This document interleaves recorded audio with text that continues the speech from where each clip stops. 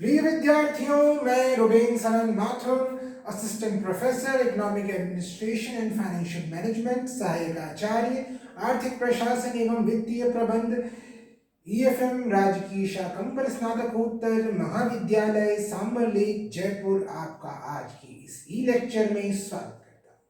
विद्यार्थियों, पिछले ई लेक्चर्स में हमने बीकॉम फर्स्ट ईयर, बीकॉम प्रथम वर्ष के अंतर्गत हमारे ईएफएम सब्जेक्ट के पेपर व्यवसायिक अर्थशास्त्र यानी बिजनेस इकोनॉमिक्स का अध्ययन किया था और आज के ई लेक्चर में हम अध्ययन करने जा रहे हैं आगम विश्लेषण यानी रेवेन्यू एनालिसिस। विद्यार्थियों, रेवेन्यू एनालिसिस में हम पढ़ेंगे कि एवरेज रेवेन्यू, टोटल रेवेन्यू, इनके बारे में पढ़ेंगे। विद्यार्थियों, प्रत्येक फर्म का एक महत्वपूर्ण उद्देश्य अपने लाभ को अधिकतम करना होता है। लाभ फर्म की कुल आगम तथा कुल लागत का अंतर होता है, यानी जो प्रॉफिट होता है वो हमारे टोटल रेवेन्यू और हमारी टोटल कॉस्ट का डिफरेंस होता है। यदि लागत दी हुई हो तो लाभ आगम पर निर्भर करता है, रेवेन्यू पर। अब हम आज के ई लेक्चर में आगम का अध्ययन करेंगे यानी रेवेन्यू का। रेवेन्यू यानी सबसे पहले टोटल रेवेन्यू यानी कुल आगम।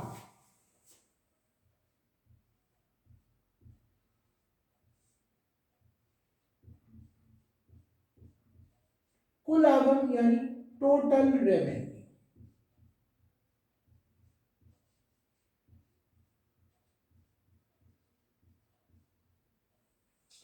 विद्यार्थियों, एक फर्म अपने उत्पादन की निश्चित मात्रा बेचकर जो धनराशि प्राप्त करती है उसे कुल आगम कहते हैं। यानी एक फर्म अपने उत्पादन की निश्चित मात्रा बेचकर जो धनराशि प्राप्त करती है उसे कुल आगम कहते हैं। उदाहरण के लिए, यदि फर्म 3 इकाइयां बेचकर 24 रुपए प्राप्त करती है तो कुल आगम हमारा क्या हो गया? 24 रुपए। और कुल आगम को हम कैसे परिभाषित कर सकते हैं कि कुल आगम इज इक्वल टू वस्तु की बेची गई इकाइयां इंटू वस्तु का मूल्य। यानी वस्तु की बेची गई इकाइयां गुणा वस्तु का मूल्य।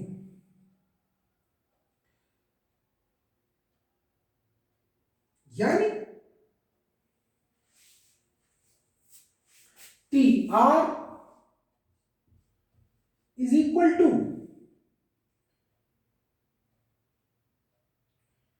QP। यानी TR का मतलब क्या हुआ? Total revenue. और टोटल रेवेन्यू किसके बराबर है? QP यानी Q क्या का मतलब क्या है? वस्तु की बेची गई इकाइयां, किसी भी वस्तु की बेची गई इकाइयां। और P का मतलब क्या है? उस वस्तु का मूल्य।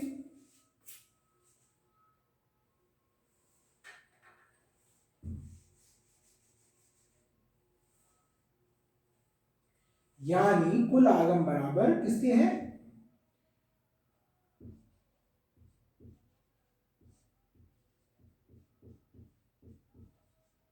कुल आगम बराबर वस्तु की बेची गई इकाइयां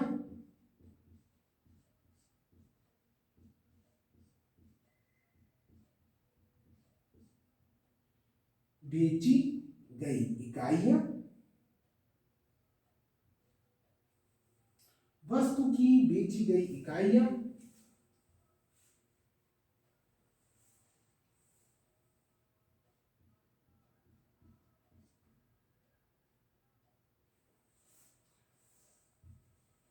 गुणा वस्तु का मूल्य। यानी वस्तु की बेची गई इकाइयां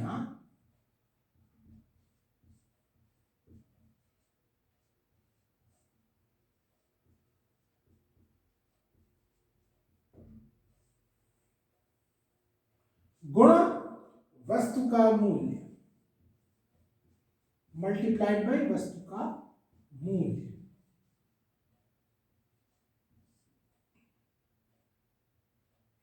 यानी कुल आगम हमारा किसके बराबर हो गया? वस्तु की बेची गई इकाइयां गुणा वस्तु का मूल्य। यानी हम इसको ऐसे भी कह सकते हैं T R is equal to and total revenue is equal to QP.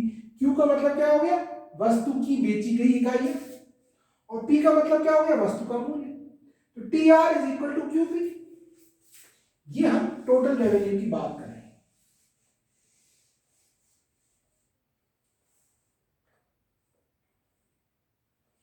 अब हम बात करेंगे विद्यार्थियों एवरेज रेवेन्यू की, यानी हमारा जो औसत आगम है, औसत आगम यानी एवरेज रेवेन्यू।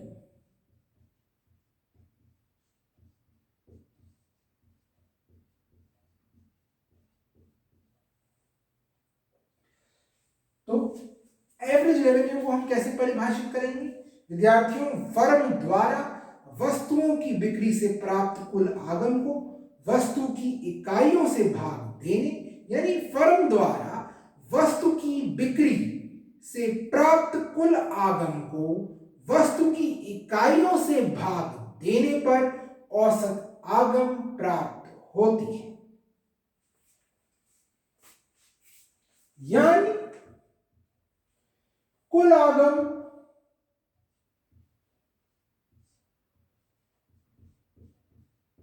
यानी टोटल रेवेन्यू डिवाइडेड बाय वस्तु की बेची गई इकाइयां,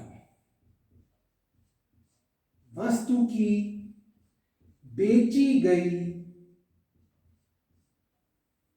इकाइयां।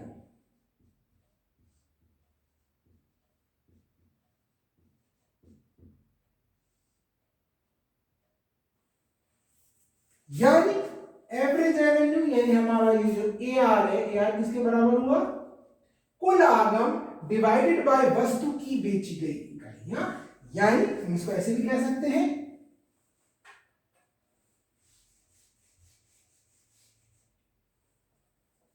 कि हमारा ए आर यानी एवरेज रेवेन्यू किसके बराबर है, A R is equal to T R divided by Q. A R is equal to T R divided by Q. T R का मतलब क्या हुआ, टोटल रेवेन्यू। क्यू का मतलब क्या हुआ, वस्तु की बेची गई इकाई। यानी ए आर का मतलब हुआ औसत आगम, टी आर का मतलब हुआ कुल आगम, और क्यू का मतलब हुआ वस्तु की बेची गई इकाइयां। तो इस प्रकार से विद्यार्थियों ने देखा एवरेज रेवेन्यू, टोटल रेवेन्यू। अब विद्यार्थियों हम इसको एक उदाहरण से स्पष्ट करें।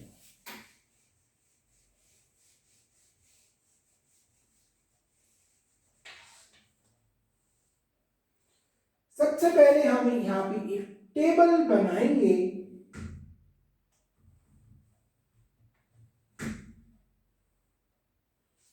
सबसे पहले हम यहां पर एक टेबल बनाएंगे, उत्पादन की मात्रा,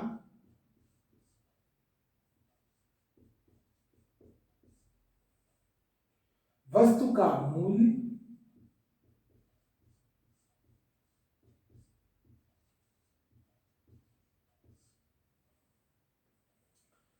कुल आगम,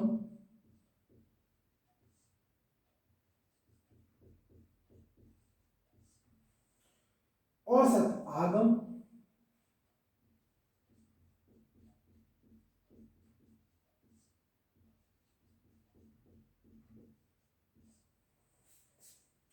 सीमांत आगम,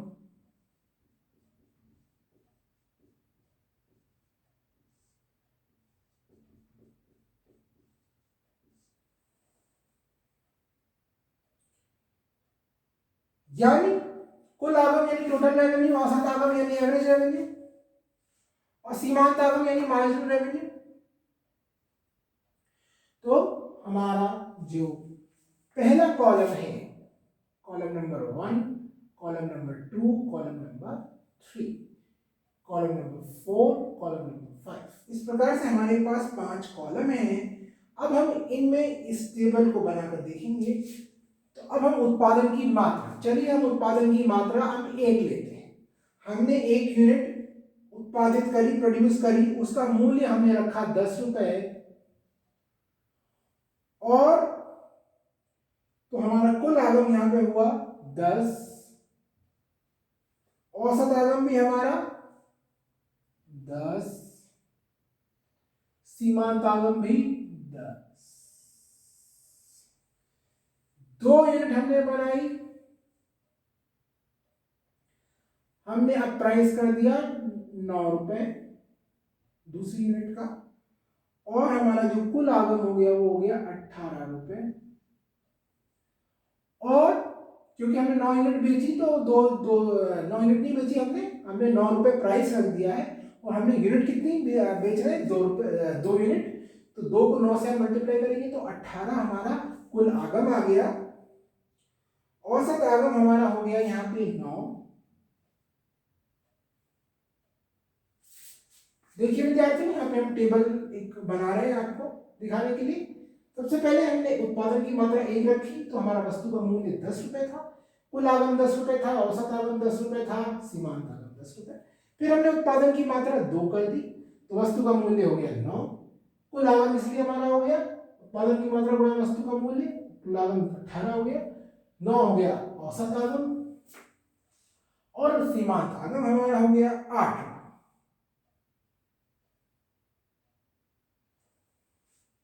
इस प्रकार से हमने उत्पादन की मात्रा 3 कर दी, हमारा वस्तु का मूल्य हो गया 8, कुल आगम हमारा हो गया 24, और हमारा औसत आगम अब हो गया 8 रुपए, और हमारा सीमांत आगम हो गया 6। इस प्रकार उत्पादन की मात्रा 4 करने पर वस्तु का मूल्य 7 रुपए रहेंगे, हमारा कुल आगम हो गया 28 रुपए, और हमारा औसत आगम हो गया 7 रुपए, और हमारा सीमांत आगम हो गया 4 रुपए। क्योंकि हमारा सीमांत आगम 4 रुपए हो गया, 24 और 18 में क्या, 24 और 28 में कितना अंतर है, 4। अब हमने उत्पादन की मात्रा 5 कर दी, उत्पादन की मात्रा देखिए विद्यार्थी, उत्पादन की मात्रा हमने यहाँ 5 कर, अब हम 4 कर दी, तो ये हमारा रहा। अब हम उत्पादन की मात्रा 5 कर दी, तो 5 करने पर हमारा जो वस्तु का मूल्य था वो 6 रुपए रह गया, और हमारा कुल आगम हो गया 30 रुपए, हमारा औसत आगम हो गया 6 रुपए, और हमारा जो सीमांत आगम है वो हो गया 2 रुपए। अब हमने यहाँ देखिए विद्यार्थी ध्यान से, हमने उत्पादन की मात्रा अब यहाँ 6 कर दी, उत्पादन की मात्रा देखिए 5 उत्पादन की मात्रा करने पर वस्तु का मूल्य 6 था, कुल आगम 30 रुपए था, औसत आगम 6 रुपए, और सीमांत आगम भी 2 रुपए, सीमांत आगम हमारा 2 रुपए था। उत्पादन की मात्रा 6 करने पर हमारे वस्तु का मूल्य 5 रह जाता है, और हमारा कुल आगम यहाँ पे देखिए 30 ही रहा, हमारा औसत आगम यहाँ पे 5 हो गया, और हमारा सीमांत आगम यहाँ पे 0 हो गया, 0 हो गया। छठी, उत्पादन की मात्रा 6 करने पर वस्तु का मूल्य 5, कुल आगम 30, औसत आगम 5, और सीमांत आगम 0 हो जाता है।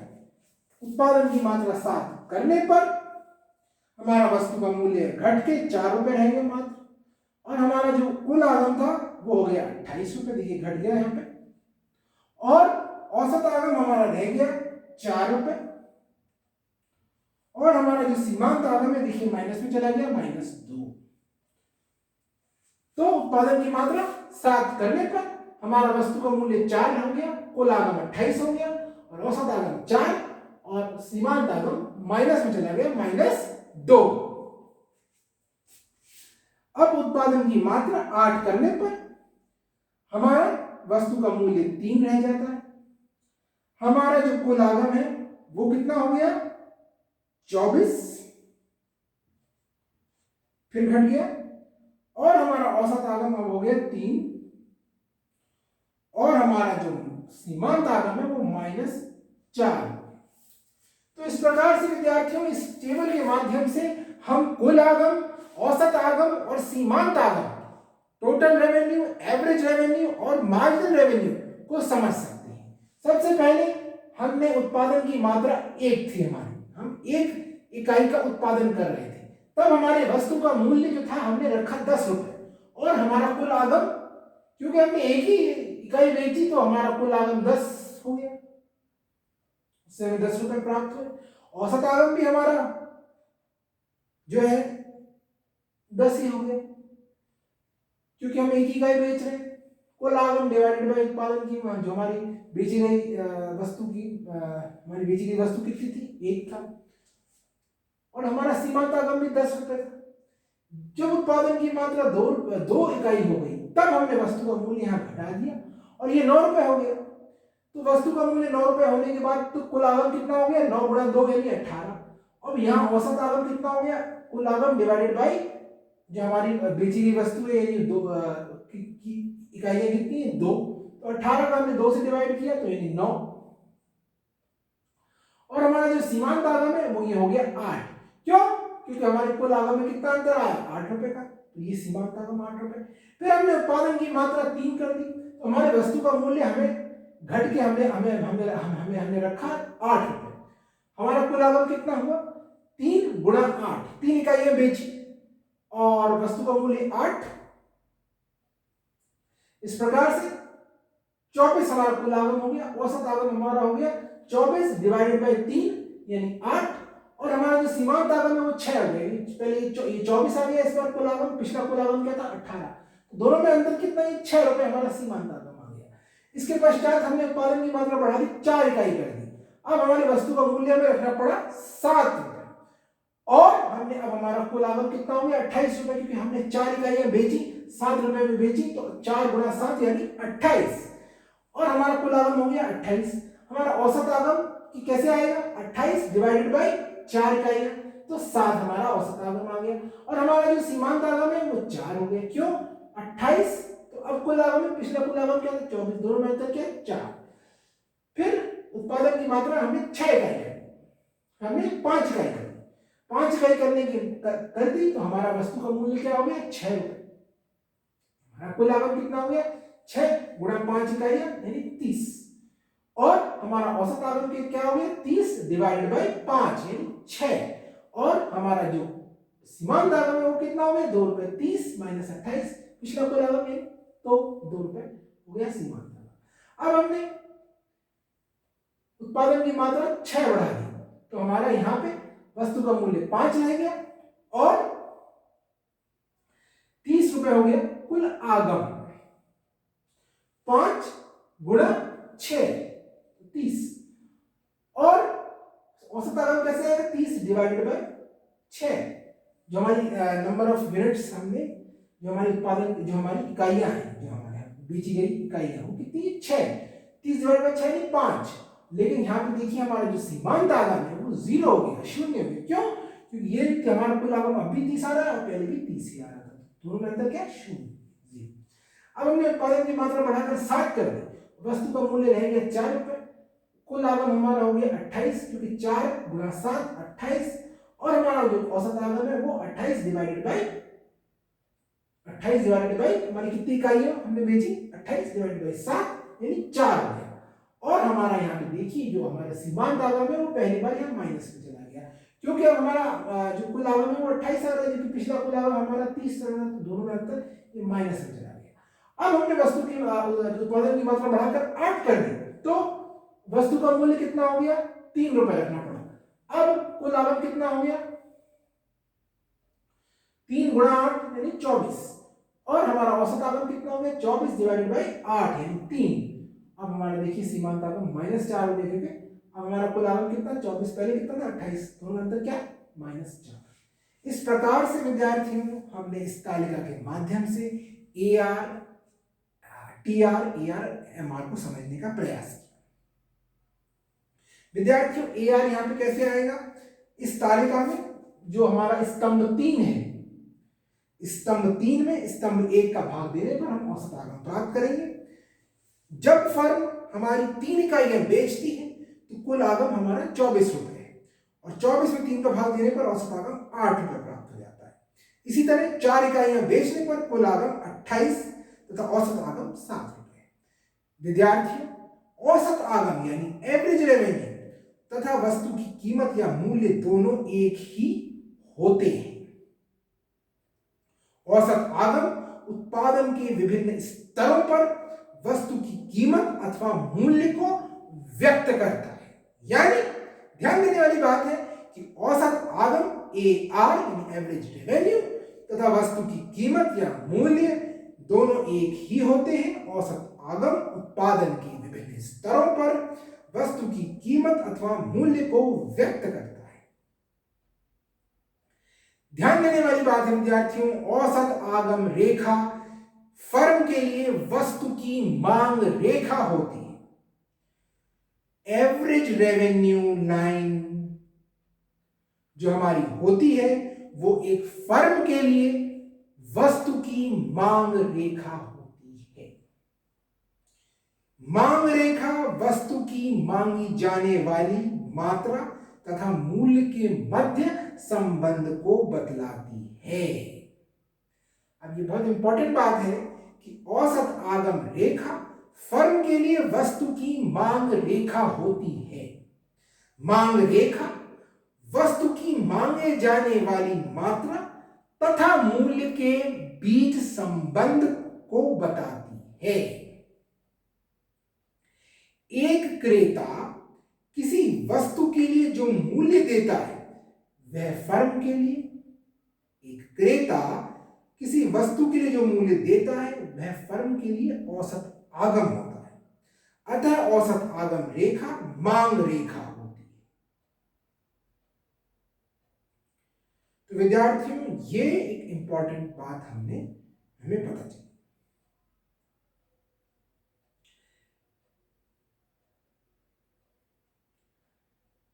हमने देखा कि आज हमने देखा कि AR क्या होता है, TR क्या होता है, और हमने इनके संबंध को इस टेबल के माध्यम से समझा।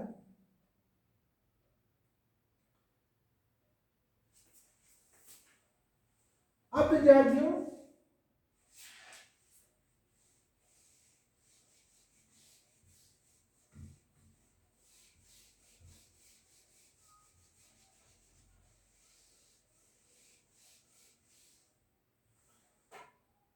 सीमांत आगम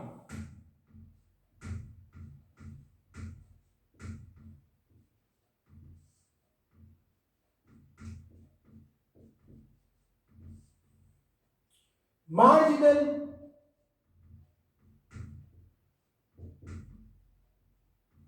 रेवेन्यू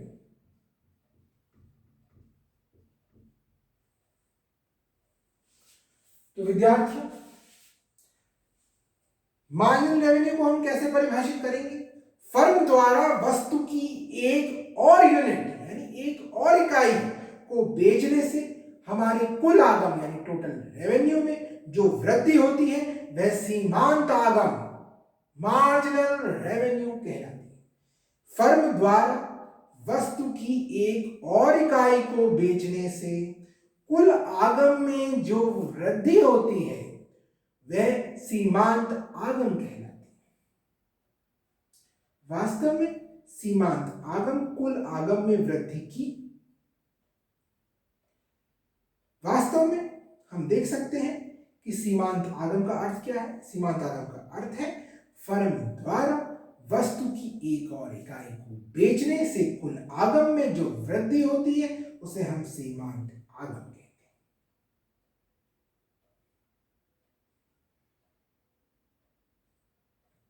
इस प्रकार विद्यार्थियों, हमने आज के ई लेक्चर में AR average revenue, TR total revenue और MR यानी मार्जिनल रेवेन्यू का अध्ययन किया। आज आगे की ई लेक्चर्स में हम आगे का अध्ययन करेंगे।